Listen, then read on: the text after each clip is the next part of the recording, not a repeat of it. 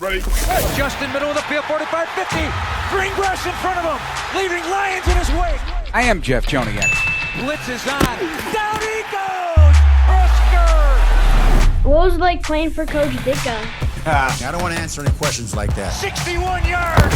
A Sunday stroll for Justin Fields. Oh, wow! And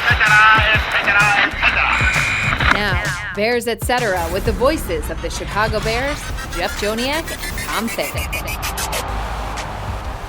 Well, it's going to be a big game. Bears and Browns in Cleveland, an important game as it awaits the Bears. They are back in the conversation, albeit a long way to go to get into the playoffs, but plenty of ways to get there and plenty of discussion. With Tom Thayer, I'm Jeff Joniak, and this is the Bears Etc. podcast. The Bears travel to Cleveland on Saturday. We'll kick off at noon Chicago time on Sunday. We break it down, and coming up, we visit with former Browns quarterback Bernie Kosar, an inspirational story for him and his rebound, overcoming a lot of personal issues and just his health in general. And he has a keen eye on quarterback play in the National Football League, both with Joe Flacco and Justin Fields. I hope I set it up perfectly because I think it is one of the bigger games we've had here in a while.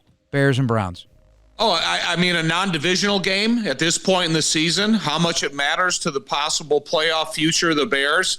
What happened the last time that Justin Fields went into Cleveland and played?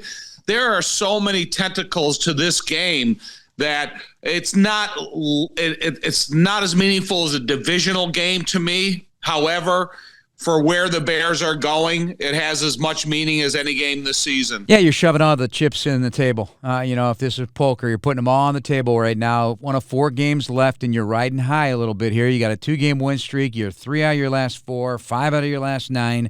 There's camaraderie brewing in the locker room across the offense and defense and special teams. People are playing for each other. All these things you hear about winning teams. And yet, hey, there's still, again, it's mountains to climb here, but it feels different at the moment. How about for you? Yeah. Well, the unfortunate thing for me right now looking to Sunday's game is the fact that they've lost Joniak Ngakwe to an injury. And, he was part of a rotation of defensive linemen that were really effective. And I think if you have guys of a pass rusher with his reputation, what Montez Sweat has done for this team, how the rookies are developing, and how every other defensive lineman is contributing. He was an important part of the rotation. So I'm interested to see how Matt Eberflus, the defensive coordinator, they kind of supplement his reps with the other guys. Yeah, Tom stole the status from Hallis. Joniak Ngakwe, broken ankle. I was surprised to hear that. So was I.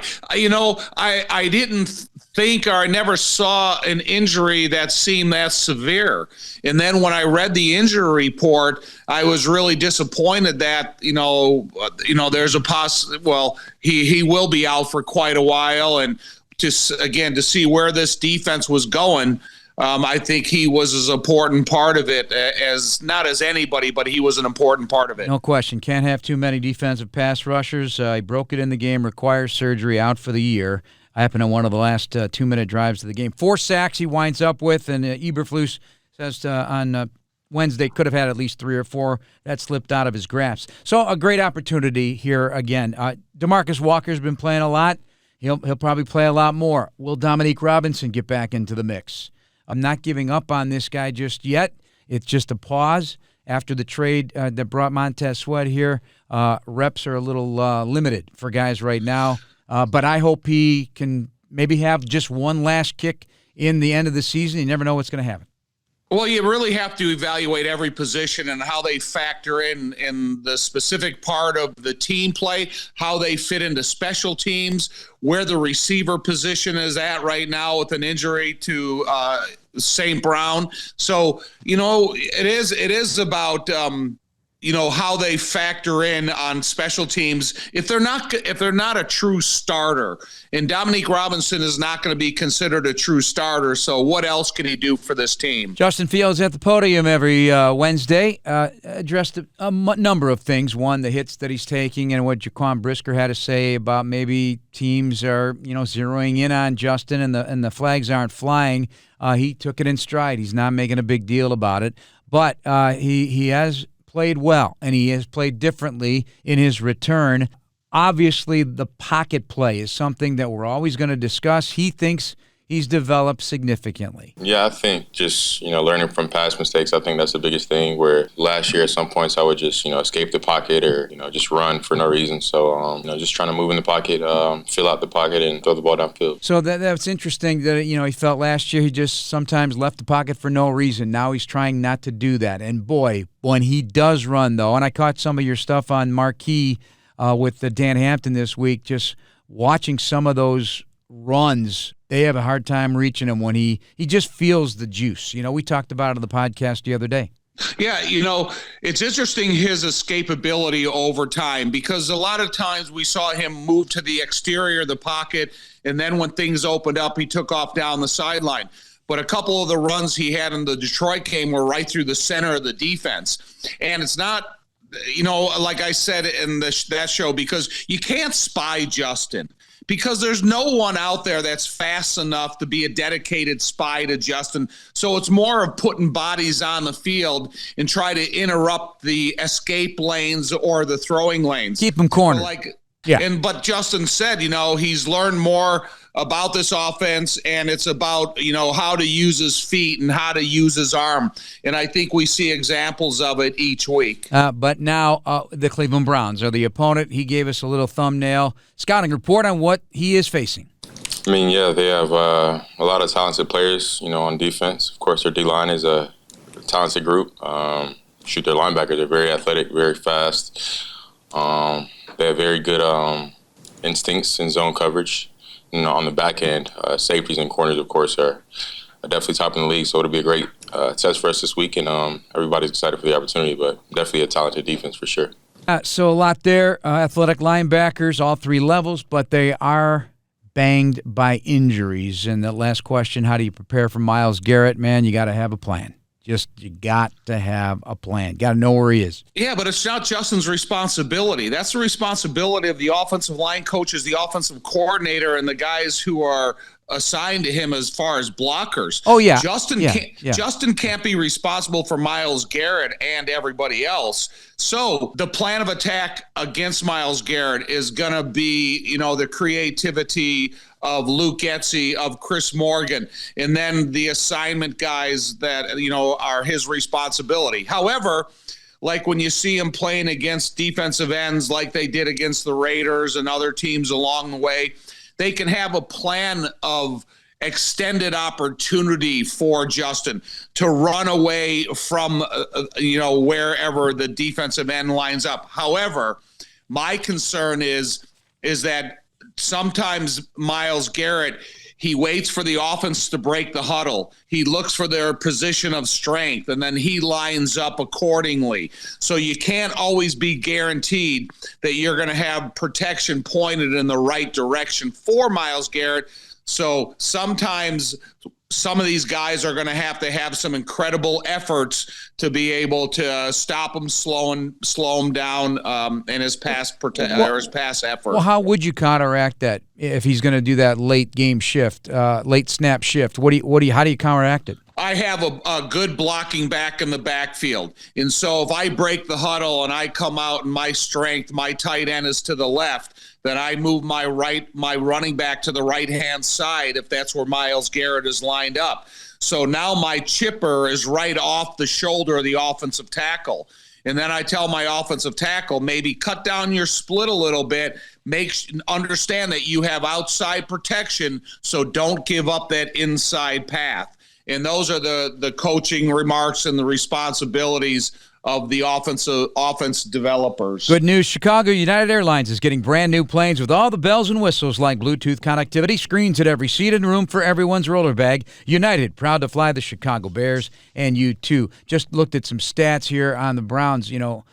They do blitz. They blitz at a pretty high rate, 30% of the time. Their pressure rate, second best in the league. That's an ode to the great skill of Myles Garrett at 42.1%. So these are things that the Bears are going to have to be looking at. They play man a lot. Fourth highest percentage in the league, Tom.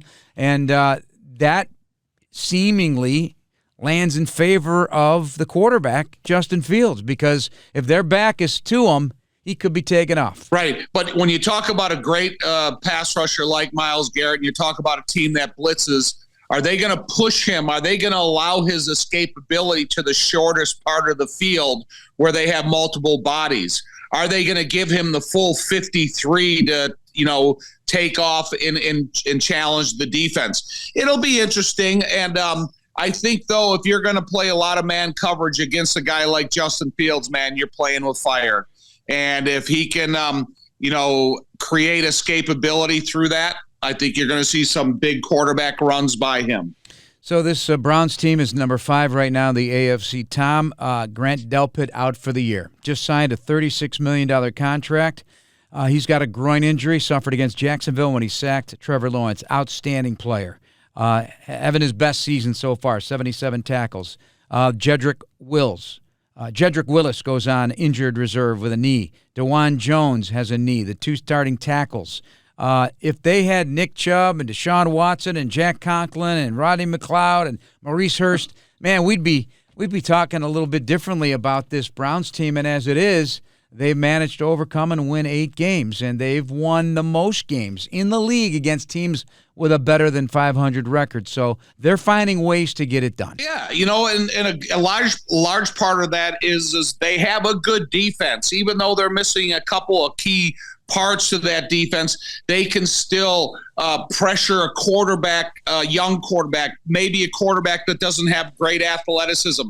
Maybe there's a deficiency on the offensive line that they can take advantage of repeatedly. So this is going to be an interesting matchup, but I think the development of the Bears offensive line, the way the offensive guards can help out the tackle position, what you can do for a guy like Justin Fields if you offer him the right escape valve. So I think they're over there in Cleveland kind of probably talking about some of the same things that we are about the Cleveland Browns. They're saying to them about the Chicago Bears. For all your journeys ahead, go with a partner who's been on your team from the beginning. The one members and communities have trusted for over 85 years. Blue Cross and Blue Shield of Illinois, always standing by you, with you, for you, through it all. All right, a long conversation and in a very enlightening conversation ahead. We have 2 weeks ago, Eric Kramer, or last week, Eric Kramer, his battles. Now we got Bernie Kosar. We were seemingly going to talk Browns-Bears and his unique perspective on his hometown team growing up in Youngstown, but it traveled many different ways. Tom, I was blown away by the conversation and some of your questions and some of your thoughts on it as well. So let's take a listen. Our conversation with the former national champion at the University of Miami, recruited by Howard Schnellenberger, instrumental in his rise to becoming a Heisman candidate back in 1984, and then the supplemental draft in 1985, the year Tom and his Bear teammates won the Super Bowl. Bernie Kosar on a lot of different topics. All right, we welcome an old friend back to the show, Bears Etc. podcast with Tom Thayer, Jeff Joniak, and we welcome the smiling face of one of the best quarterbacks in his day and one of the best quarterbacks for the Cleveland Browns, Bernie Kosar. Doing well. I love the big smile on your face, Bernie. How you feeling? I'm feeling great, Jeff. Tom, great to be with you guys as your Chicago Bears come in to take on our Cleveland Browns this weekend. The health and wellness of myself's a lot better than some of our Cleveland Browns and some of our Cleveland Brown quarterbacks of late. Yeah, well, hey, I think a second team now. The Browns have already done it. Minnesota's going to be the second one since 1950 to start 4 quarterbacks in one season and win games on top of it. So your guy right now is Joe Flacco. We'll take your lead here and start talking about that. I mean, he's a Bernie Kosar type quarterback, pocket passer, and been around a long time at the tender age now of 38. Yeah, to see Joe Flacco in a Cleveland Brown uniform and playing in the old Cleveland Brown Stadium is a little unique and challenging to some of us CTE'd or TBI'd concussed old quarterbacks. But seeing him on the Brown side of things as opposed to the Ravens or last year, we were mortified when he was playing for the Jets and had that miracle comeback against the Browns last year. the way our defense is playing, the way our offensive line is playing, and to see Joe Flacco, who literally 2.5 weeks ago was sitting on his couch, and now to see him throwing, and to see him throwing. And I'm not trying to say this, guys, to be a homer or to strike up this Browns-Bears thing. I'm really just talking about it from the ultimate respect of an old quarterback watching another quarterback play. To see him throw the skinny bang 8 post that he threw a couple times against the Rams 2 weeks ago, and then what he was doing last weekend's game. And to have that sense of timing, to be able to hit those balls now with that sense of timing now, it's really impressive after all those years in the league that he's still able to make those type of throws. And the way Coach Stefanski and our offense and Coach Callahan's been handled, we've had a ton of injuries on the offensive line. And with Tom on the call here, I'd love to see what he thinks about our offensive line. I mean, we're on the third level of third string, yet our offensive line is dominating and giving Joe Flacco with the running game time. So the play action pass and being a old school quarterback, drop back pocket quarterback with offensive line play, with guys that, have only been there as little amount of time as Joe Flacco, it's actually really impressive. Bernie, before I get into the Cleveland Browns and Bears game, I got to ask you a question. When I heard you were going to be on, I could not wait to ask you. So you're taking your career from consideration. You look at the tough guy image of that era of football. You think of the quarterback position, and then you think what Tom Brady said 2 weeks ago and the state of the toughness in preparation of the modern day NFL. Do you have any reaction towards what he said, and do you agree or disagree with it? Well, to Tom, the old school QBs. Now, I probably could get a little long-winded on this answer, and as I look at some of these old cranium inflating pictures of me behind me and stuff of the old days, we were joking, me and you and Jeff joke on air and off air for more than the last decade about some of the health issues that we've gone through, that we go through, and proudly what we did when we played. And I don't want to see guys get hit like we got hit, and it's kind of the barbaric gladiator days of it.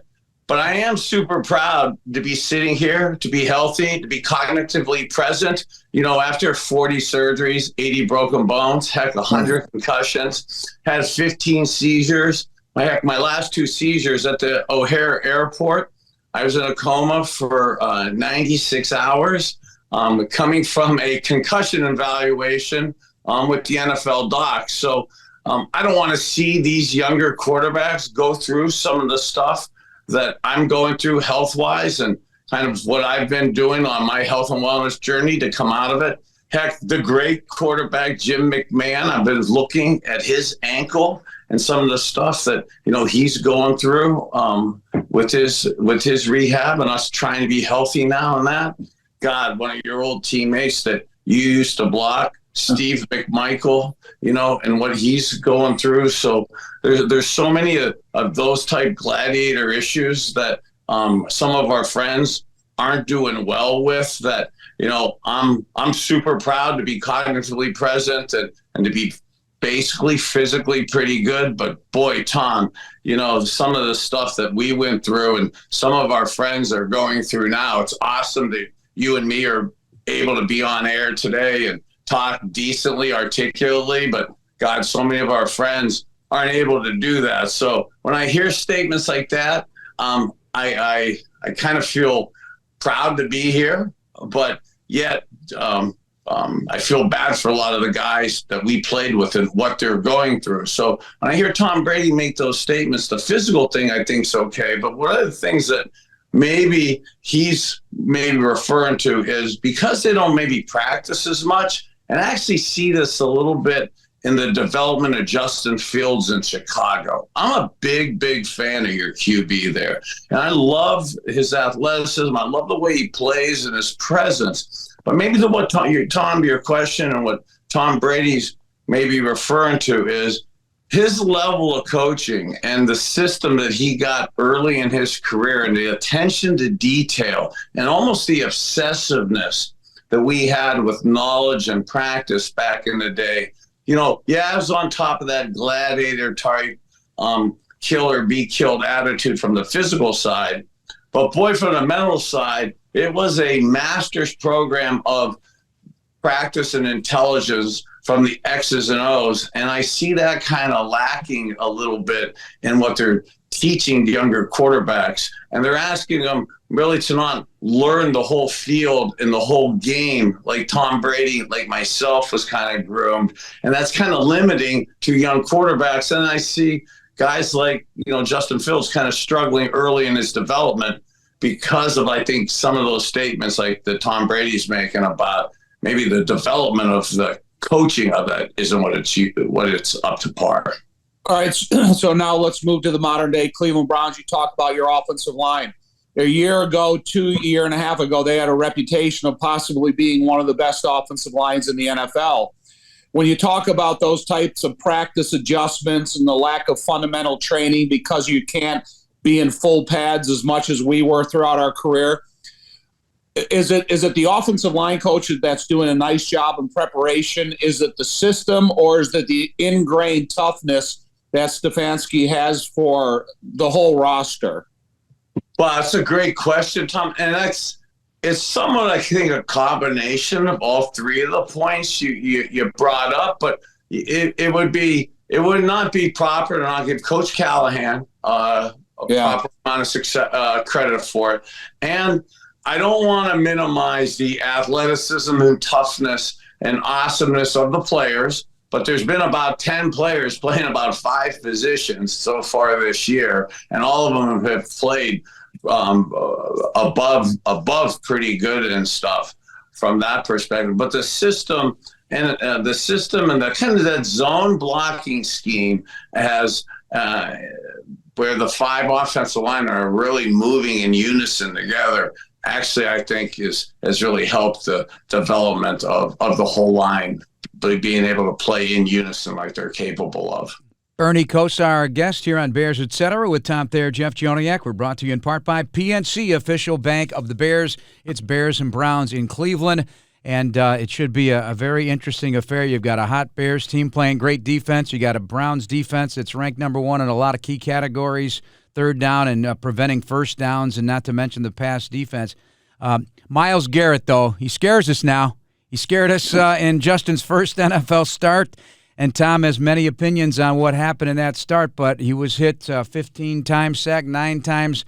Garrett had 4.5 of those sacks and hit him 6 times. I think he's healthy, but is he having an MVP-type season for you, and what awaits the Bears when they take on that Browns front 4? So of course we love Myles Garrett. There's no denying his awesomeness and how he's been playing. The Bears, and Myles is a tough guy. He's not complaining at all, about his injuries and stuff, but he does have a shoulder injury that the Bears know about and the world knows about.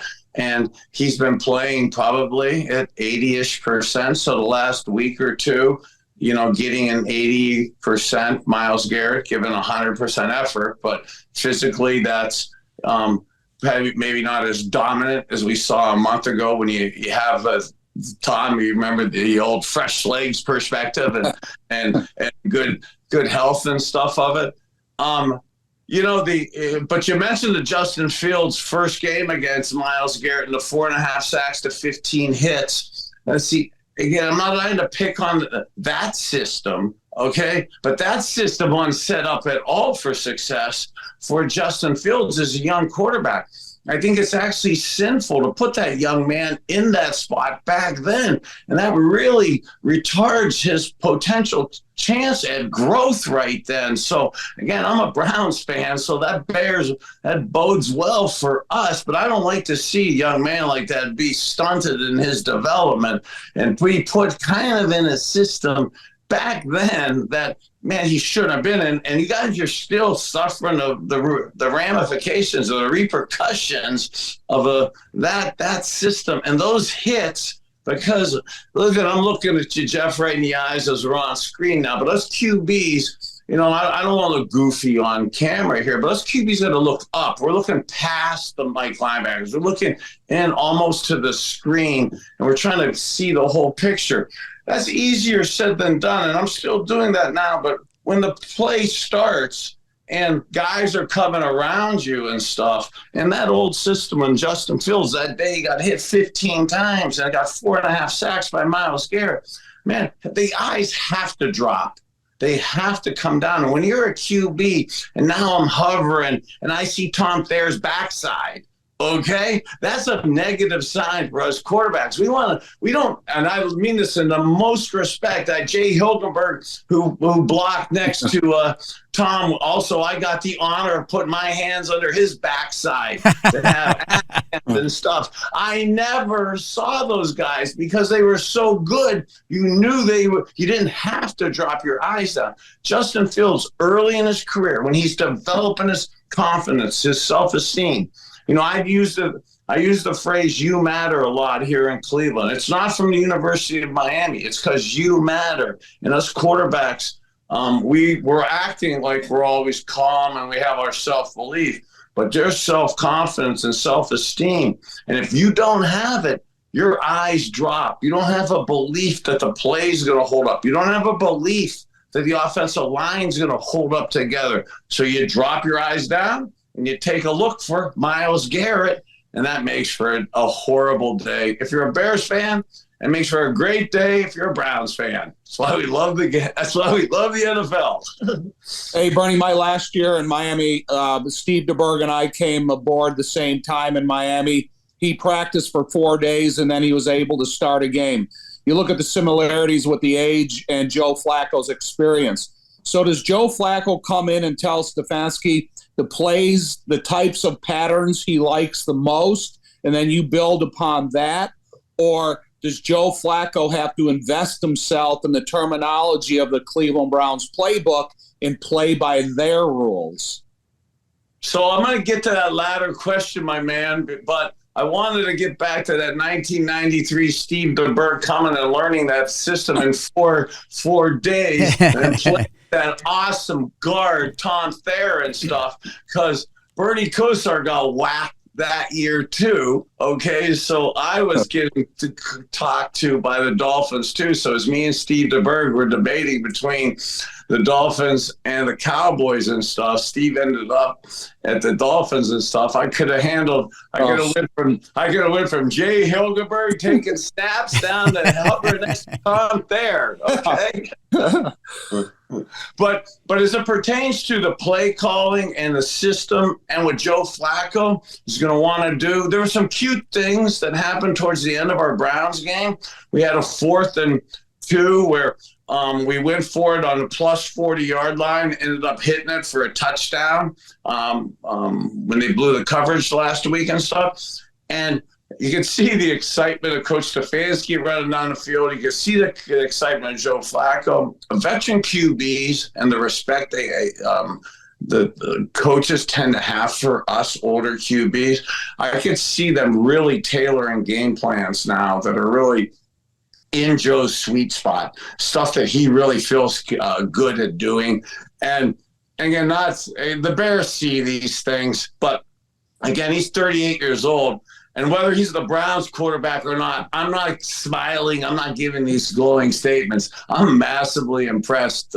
Tom, as we were waiting for you to get on air here, I was joking with Jeff and stuff off air. I can't believe how he's throwing the skinny post. I mean, he was sitting on the couch 2.5 weeks ago. Now he's throwing bang eights off of a 5-step drop, throwing him like he's a 23-year-old guy with such arm talent. It's super impressive to watch. Bernie Kosar, our guest here on Bears, etc. So before we start talking about how you're doing, and I see your Kosar coffee sweatshirt, your hoodie, and the old number 19 has that ball cocked and ready to throw. Just it's like a coffee bean. Wait, just like it is okay, but it looks just like I'm going to pass it forward. It looks just like you throwing it and having that ball cocked on that poster that I had as a kid as well. So And we're on the same age, so I loved Bernie Kosar, believe me. But I Did didn't you take that to Iowa State with you? I certainly did, buddy. I certainly did. Here's what I didn't know. Though. So I was keenly aware of what was going on with the supplemental draft back in 1985. But what I didn't know, that the Vikings traded with the Oilers to obtain a top pick, and they wanted to draft you. I only thought that you were like, I didn't know this for sure, and I never did the research on it. I thought you wanted to play in Cleveland so bad it was somewhat orchestrated that you got into the supplemental draft and the Browns were going to pick you. But it got ugly, and also there were legal lawsuit threats and all that from the Oilers. And can you put that all in context for us in as minimal amount of time as you can? It's humbling to talk about that and for you to bring that up, Jeff, And actually they actually did sue me, the Vikings. They did. Yeah, Commissioner Rozelle, the Oilers and stuff. And I am a mommy's boy, Northeast Ohio, want to play at home. Yeah. I'm like DeVito in the Giants right now. Home cooking. My mom did my laundry and stuff. I was joking with Michael Vick last night. We're the youngest quarterbacks to start in the NFL. I'm only 20, 21 years old, so I really wanted to be there. But I was a huge Bud Grant fan, and Bud Grant came down to University of Miami and said, "Hey, I'm going to draft you. I'm going to trade the pick." And I go, "Oh, Coach, please don't do that. Please. I'm not even sure I want to leave the University of Miami. We were really lock and loaded, going to be a really good team. And the only way I could possibly leave is if I could come home and play for my boyhood team." And the general manager, and he was a good guy, Mike Lynn, he was a little hard-nosed back then, said, "You don't have a choice, son." You don't have a choice. And he left. And he ended up suing me for it, and my mom was mad at him. Okay, so I'm still a good little Catholic boy, listen to mommy, so I wanted to come home. Yeah. Hey, Bernie, when you think about the Miami days, you think of everything they went through. I had some great games against them, and I had some awful games against them. The legacy of the Miami now, what do you think about what they've gone through since the uber successful, the reputation you guys had, the star quality players you put out there? What do you think about Miami nowadays? So I really like Mario Cristobal and the old school kind of mentality that we're trying to bring back from the Jimmy Johnson, Howard Snellenberger, Dennis Erickson days when we got 4 of our 5 national championships and stuff. So whether people like the NIL world or not, Miami's playing in the NIL world, so we're able to, really attract high-end, good players and stuff. We haven't caught up yet with maybe our system matching with the results and stuff, but the memories of the old school Miami and God, Tom, from you and your Notre Dame days to, me and my Miami days and the old school. I played the first night game. They brought the portable lights into Notre Dame Stadium to play the first night game there on ESPN back in 1984. Wow. Yeah, the Musco lighting system. Yeah, that was actually the first fight in the tunnel. Okay, Jerry Fowles came running up to me and he yelled, "Oh, we're gonna kick your butt, bleep bleep bleep!" And he touched me, and you were a little too close then, and all of a sudden there it went. Okay, the fight started. So, no. Oh my gosh! I mean, there's so many similarities between your rivals. Just Tom never left Chicago. He played USFL first, but he played his whole career NFL, mostly with the Bears for 9 years. Now a broadcaster for almost 30 years. So it's been unbelievable, and you've been so closely tied to the Browns as well as you are right now. But nothing's been easy for you, has it? And you look fantastic, number one. Just look really good and healthy and happy. So first and foremost, are you?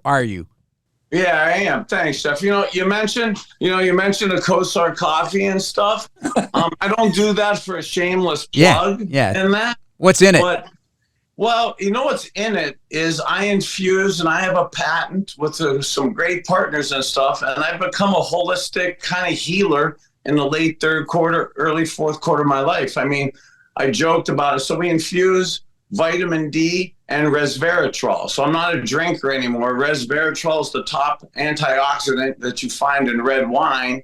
So as a moderate Vitamix juicer now, as a guy who's had 40 surgeries, 80 broken bones, I was saying earlier, the 100 concussions, 14 seizures, that last one in Chicago that I was telling you about earlier, in a coma for 96 hours. And that was 5.5 years ago, 2017. About 2017-ish, I was told that I have 4 years left of cognitive brain function. You guys remember when you and me, we used to do the shows 6, 7, 8 years ago, 9 years ago. I was okay, but man, I couldn't really enunciate, articulate, communicate any multiple syllable words. So 4 years ago, when I was told I had 5 years left of cognitive brain function, bros, I couldn't say cognitive. I couldn't get out those multiple syllable words. So when the doctors in the Chicago hospital said, "Hey, man, you're a tough guy. You're doing great. Keep up with your prescriptions and protocols." Man, I was on like 60-some pills a day. Wow. I was close to 1,000 milligrams scripted of OxyContins, Adderalls, Vyvanse. So now to not have taken a pill in 5 years, to have figured out how to be juicing and stuff and how to do smart supplementation, kind of with my Kosar Wellness and stuff, and with my Kosar Coffee, I've really been able to almost slow down the deterioration of my cognitive decline, and physically, I've been really feeling good. So, you know, some of the things that I just mentioned isn't easy to say, but we've had in Ohio this last week, we've had 125 people die of the overdose deaths. In the last 12 months, we've had almost 110,000 people in our country. The veterans, combat veterans, have a lot of the same issues as us NFL players. 22 veterans will commit suicide today.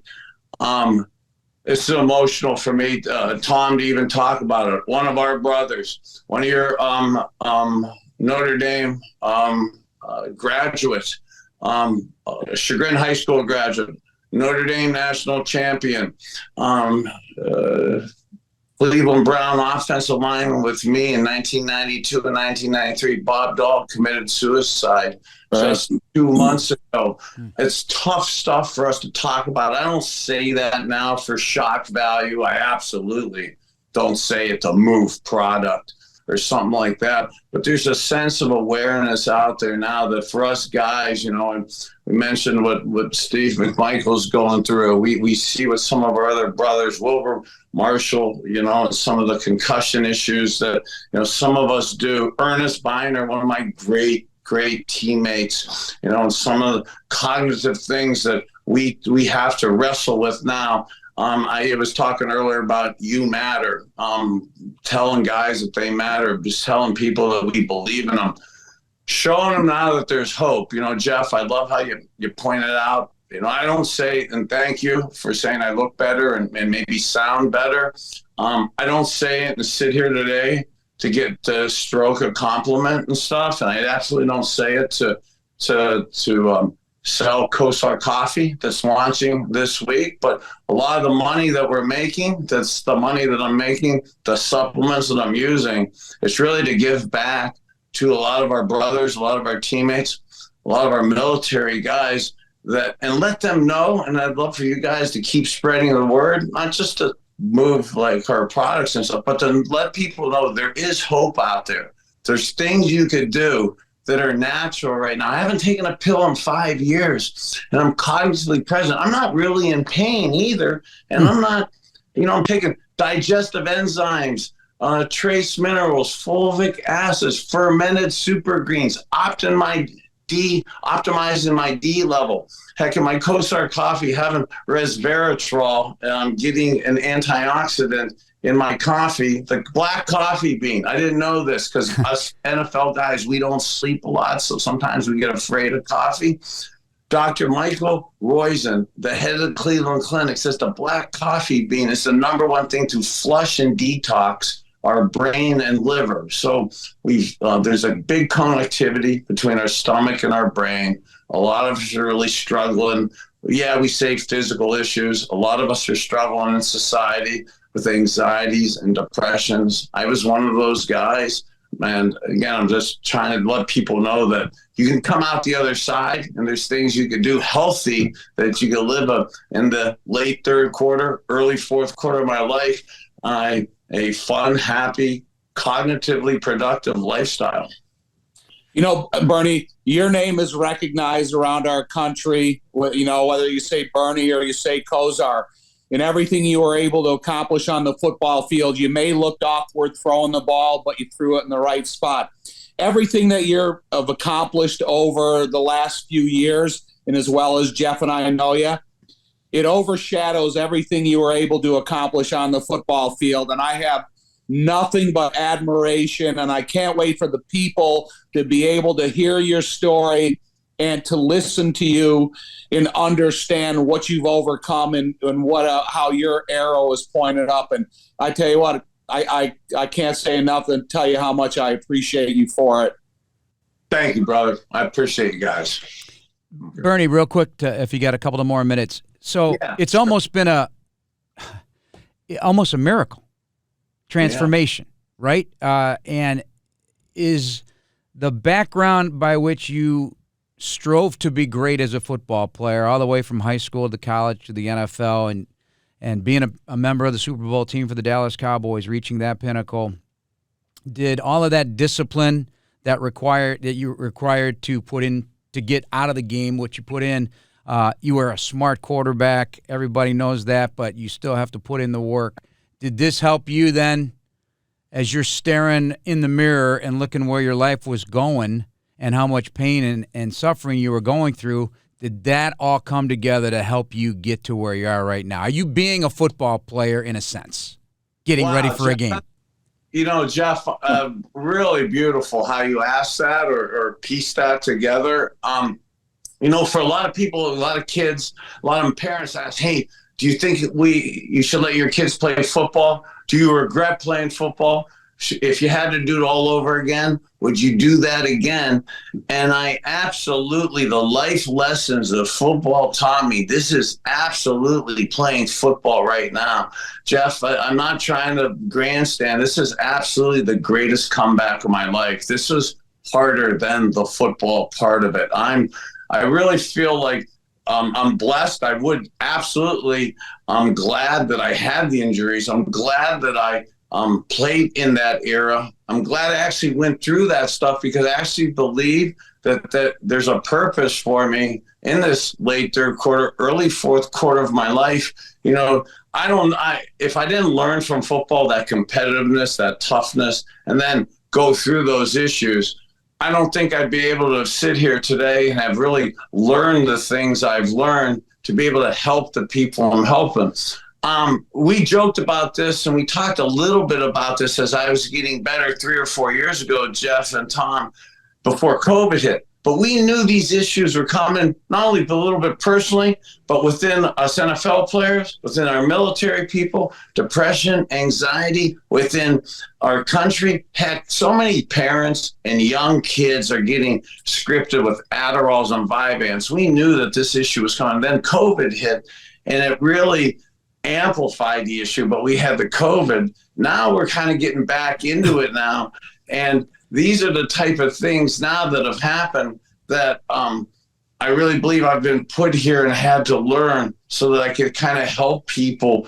Now, again, not just sit here to say, hey, you could sound good and do a cool podcast or something, but that here's the things you could take. You know, you don't have to take the 25 pills a day. There's a stat where I think at 50 years old in America, we average taking 8 pills a person. At 70 years old, we average about 25 pills a person. There's some simple things letting the body heal itself that you're able to do. All right, lastly, and we'll let you go. I know you got other things going on. You just got back from Atlanta. You were with Commissioner Goodell. He apparently going to be at the game on Sunday. And the former ambassador of the UN, Andrew Young. What was going down there in Atlanta? What was Bernie Kosar doing with these heavyweights?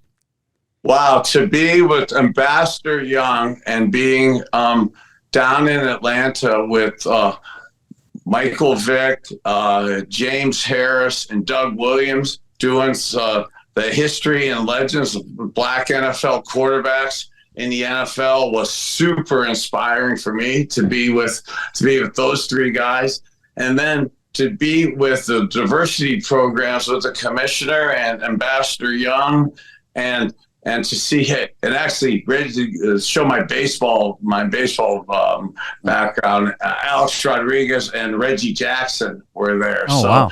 be able to see them and Michael Milken and talk about how inclusive and being able to NFL of diversity, and how the NFL is kind of trying to work with different groups and stuff. But I was really impressed with some of the people down there from the health and wellness perspective. So a lot of the things that that's happening in society, that's happening in the inner cities, that's happening with gun violence and the opiate deaths in Chicago, Cleveland, Atlanta. So to be kind of a part of those programs, I was super honored to be talking about that. Awesome stuff, Tom. We're not doing much, are we? We're just calling football games. I mean, Bernie's changing lives and changing his own. So tip of the cap. Tom said it best. Well, I'm just so impressed, Bernie. I admire you so much for everything that you're doing, what you have accomplished, and where you're going.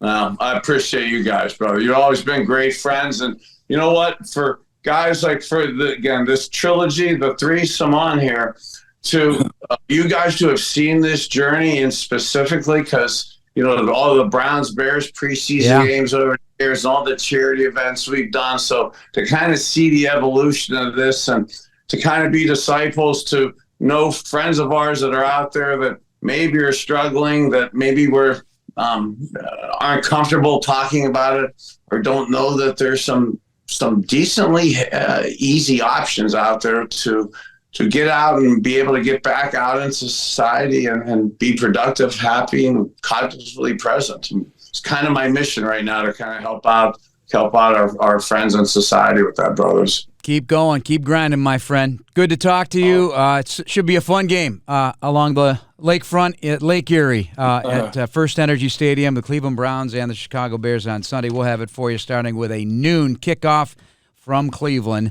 Chicago time, of course, Bernie. Thanks for joining us, buddy. Thank you, guys. Buddy. You matter. All right, Tom, what's your big takeaway? Me and Bernie could have been teammates at one point. Yeah. Because when I went down to the Miami Dolphins, it was between Bernie Kosar and Steve DeBerg, and they ended up signing Steve DeBerg, and Bernie went to the Dallas Cowboys. However, my main take is we've known Bernie for a long time. Yeah. And he's always been a type of peculiar guy because he doesn't have the standard quarterback throwing look or style. He's got that awkward approach and awkward delivery, but he's a super intelligent guy that's had a lot of success in college and in the NFL. And then he had some difficulties after football, and you didn't know where he was going with this. Then he's been able to kind of not only with self-help, but with the process and the help of a lot of other people that he's surrounded himself by. And I've seen a better Bernie Kosar. We talked to a better Bernie Kosar today than we have in quite a while. So I couldn't be more happy for him. I'm super encouraged in the direction he's going. And when we got off of the Zoom call, I felt really good for him and a lot of other players that maybe he can touch and put them in a positive direction rather than having a woes me approach to it all. 100%. He's a new man right now. Does a lot of motivational speaking and wellness seminars and all sorts of good stuff. And he's living what he's selling to folks about their health, and not just the average Joe, but fellow NFL players from the past and the present, and seemingly for the future as well. So great stuff from Bernie Kosar. Always enjoyed his conversations. Take a chance. Download the Bet Rivers app today. How about the fact that in the Minnesota Vikings 3-0 win, their linebacker, Ivan Pace Jr., was the NFC Defensive Player of the Week, and not Brisker for his 17-tackle performance. Now, he had an interception and Brisker almost had an interception, but a 3-0 game, and that gets you the NFC Defensive Player of the Week. Yeah, well, it was a shutout, and I think that's what they're looking at. He had a good performance against the Bears the week before, and so he came up and he had another performance. But yeah, you know what, Jaquan Brisker, it's almost like Justin Fields. These guys haven't earned the respect that they deserve around the league yet. In the bigger games that Jaquan Brisker has, the more notoriety he'll receive, and it's just like Jaquan Brisker sticking up for Justin. It's the same thing with me. I think he's the most disrespected quarterback by officials in the league. And I think that he deserves to be watched over, not in a way that they're doing too many things. It's just that he's an athlete that runs with the ball, and he deserves the protection that everybody else is getting. Well, like he says, he goes to the officials before every game. He says, listen, I'm not trying to get hit. I'm going to give myself up. And he's been doing it. He's sliding tremendously well. Early in his career, he didn't do that as well, but he's given himself up, and they're still whacking him. Well, listen, in the Detroit game in Detroit, at this game this past week, he's gotten hit multiple times, and there's now one time. It only needs one flag to come out for put the other team on notice. It's ridiculous that he hasn't. I don't know if he's. I think he's gotten one flag this year, but he hasn't gotten what he deserves. Vizzy Hard Seltzer, the official hard seltzer of the Chicago Bears.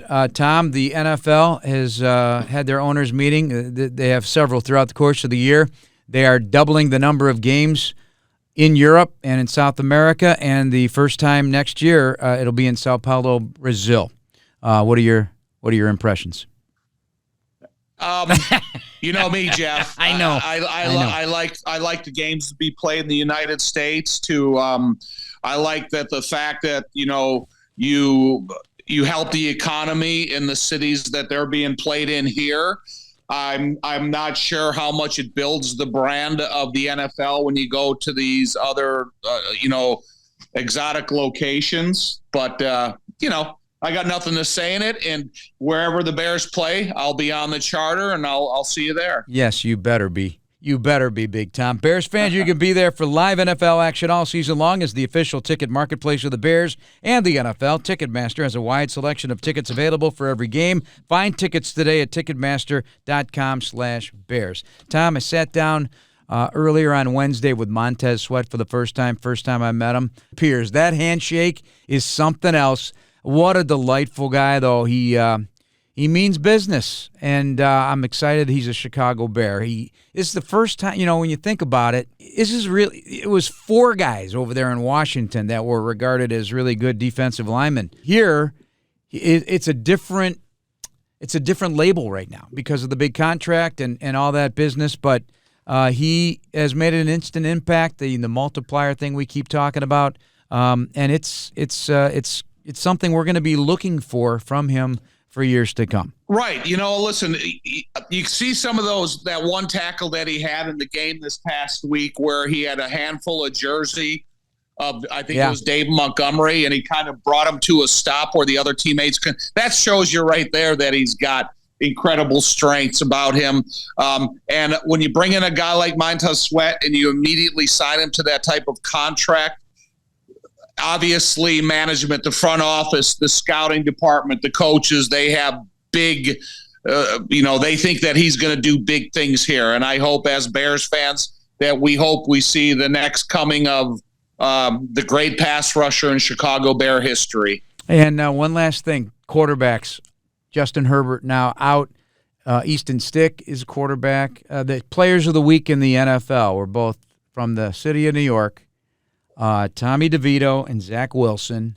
We got Joe Flacco at 38 quarterbacking. We had Tyson Bagent, an undrafted, quarterbacking for 4 games. They're dotting the landscape. Minnesota going to Mullins now. Nick Mullins at quarterback. This has been something this year.